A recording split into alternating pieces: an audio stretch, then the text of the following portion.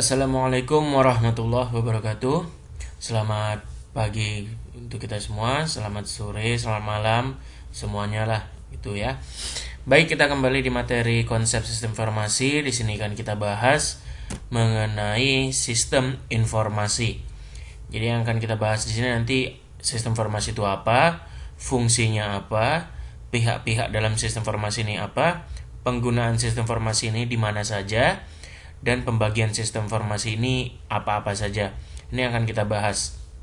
Baik, kita lanjut. Nah, yang pertama definisi sistem informasi. Di sini ada banyak ahli yang saya paparkan, menurut mereka apa sih sistem informasi itu, gitu ya. Nah, jadi akan saya bacakan beberapa. Di sini menurut Laudon, sistem informasi adalah komponen-komponen yang saling berhubungan dan bekerja sama untuk mengumpulkan, memproses, menyimpan, dan mendistribusikan informasi untuk mendukung proses pengambilan keputusan, koordinasi, pengendalian, dan untuk memberikan gambaran aktivitas di dalam perusahaan.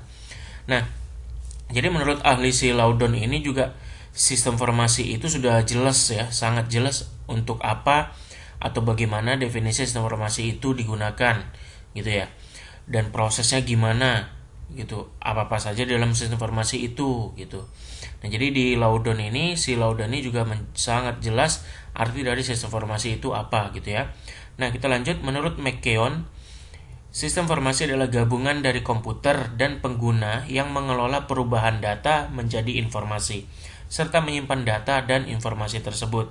Nah, jadi di sini sudah masuk semua komponen-komponen dari sistem informasi, yaitu si data, proses, informasi. Data di sini termasuk si database, yaitu tempat penyimpanannya.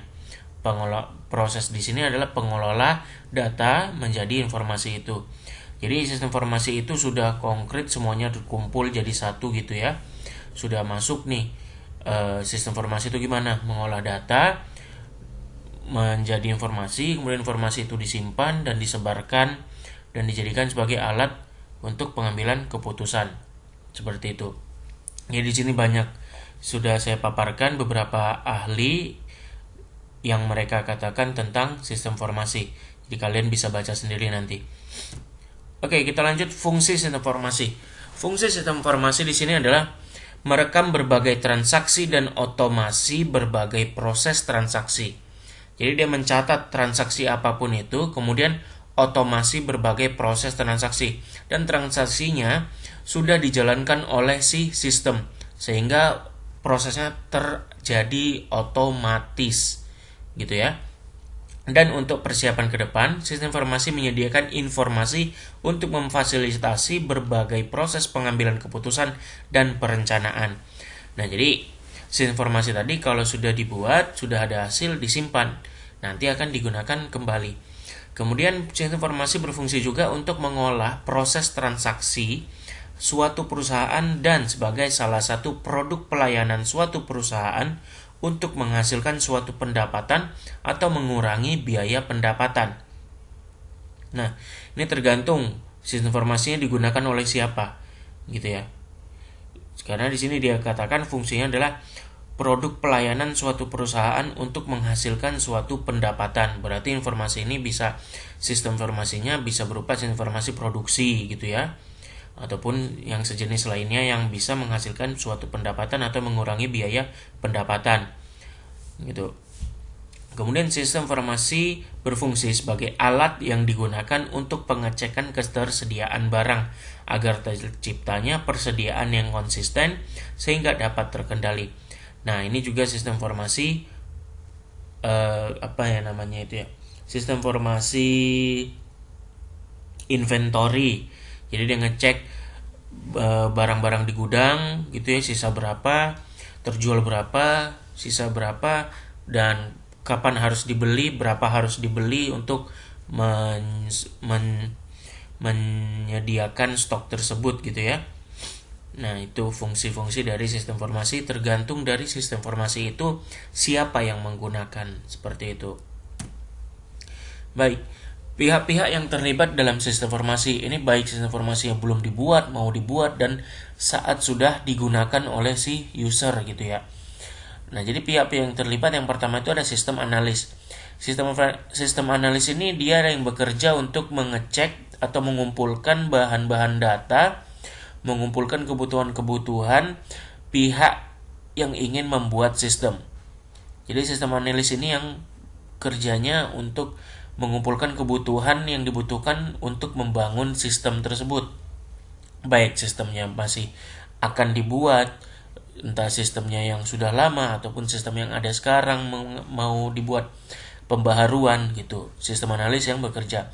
Kemudian ada database administrator, merupakan orang yang mengelola database, bekerja sama dengan pemakai dan sistem analis untuk menciptakan database yang berisi data yang diperlukan untuk menghasilkan data yang diperlukan.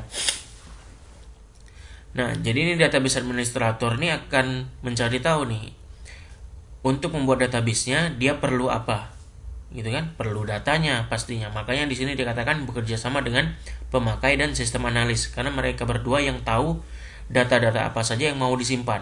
Seperti itu. Kemudian ada network specialist. Ini merupakan orang yang memiliki kemampuan ahli dalam bidang jaringan. Nah, jadi si network specialist ini nanti yang menggabungkan satu komputer dengan komputer yang lain, dengan server, dengan komputer server, dengan printer. Nah, jadi si network specialist ini yang bekerja itu. Karena dalam satu perusahaan bukan hanya satu komputer, tapi banyak komputer. Nah, si network specialist inilah yang bekerja untuk menggabungkan semua komputer itu dalam satu jaringan. Seperti itu. Nah, yang keempat adalah programmer. Programmer menggunakan dokumentasi yang disiapkan oleh sistem analis untuk membuat kode-kode instruksi yang menjadikan komputer dapat mengubah data menjadi informasi yang diperlukan pemakai. Nah, jadi si programmer ini yang membuat programnya berdasarkan hasil analisa si sistem analis. Seperti itu. Jadi tinggal sistem analis mengambil kebutuhan datanya, kebutuhan sistem, diserahkan ke programmer tinggal buat sistemnya. Seperti itu. Kemudian ada operator. Operator adalah orang yang bertugas mengoperasikan komputer berskala besar, memantau layar komputer, mengatur pencetakan dokumen. Nah, ini operator ini kayak dia yang menggunakan sistemnya nanti. Dia yang bekerja sebagai pengguna sistem.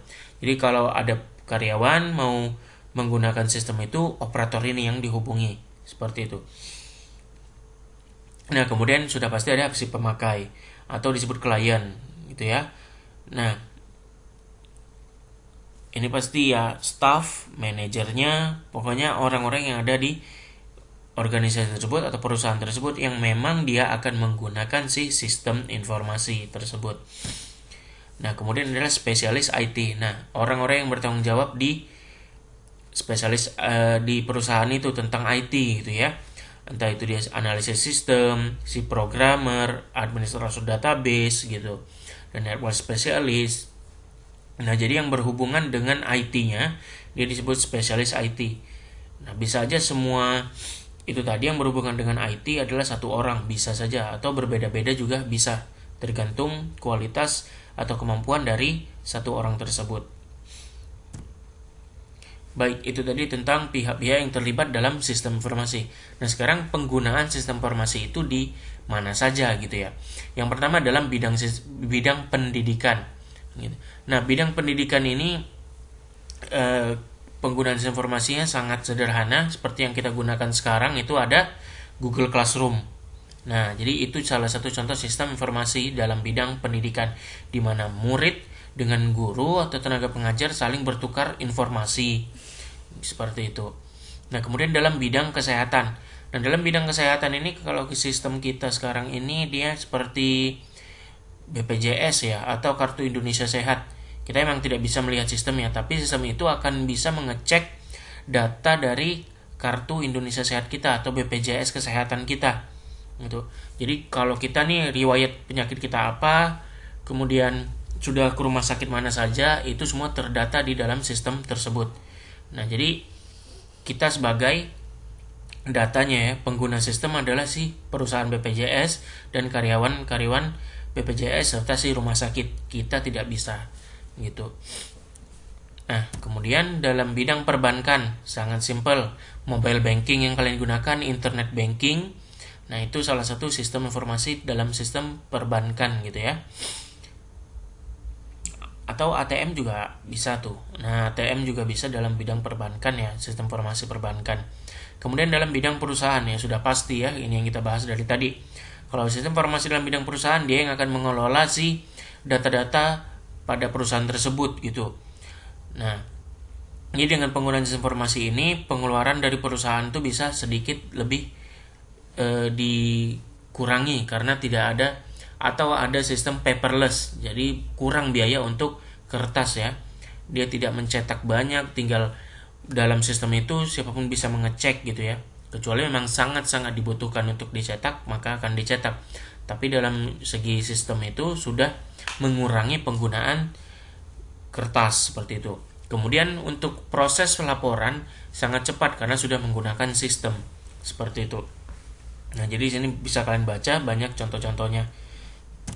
Baik, kita lanjut ke bidang bisnis. Gampang sekali kalau bidang bisnis, informasi yang digunakan itu yang mencatat tentang transaksi jual beli. Nah, contoh tetangga kita Alfamart gitu ya. Atau yang lebih besar lagi dikenal dengan nama e-commerce. Nah, e-commerce ini ya seperti Lazada, Shopee, OLX gitu. Itu lebih besar lagi. Seperti itu. Baik. Kemudian ada pembagian sistem informasi. Ada transaction processing system, tentang sistem yang memproses transaksi-transaksi seperti penjualan tadi ataupun inventory gitu ya. Dan ada 8 yang lainnya. Oke, saya rasa itu saja yang dapat saya sampaikan untuk materi kali ini. Dan untuk tugas kalian, silakan kalian masing-masing serahkan ke komisaris ataupun kalian sendiri bagi menjadi 9 kelompok. Dan masing-masing kelompok menjelaskan masing-masing pembagian sistem informasi ini. Baik itu 2 atau sampai 5 slide juga silakan, karena memang sedikit aja pembahasannya tentang definisinya, contoh-contohnya itu saja, penggunaannya di mana gitu. Jadi silakan kalian bagi sistem bagi kelompok tersebut berdasarkan 9 kelompok. Dan masing-masing kelompok memilih salah satu dari 9 pembagian sistem informasi ini.